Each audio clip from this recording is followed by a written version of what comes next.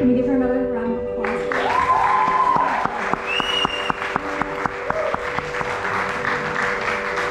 Up next is yet another classic Kriti composed by Sri Tyagaraja in Bilahari Ragam set to Rupakam Talam. The lyrics request Lord Rama to make his presence known to the devotee. Notice the change in tempo as we now transition to a talam with 3 beats. This is one of the first few songs my mom and my aunt Veena Periyamma learnt together as kids.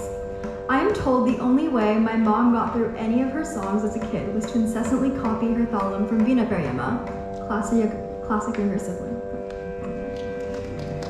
Let's listen to that song.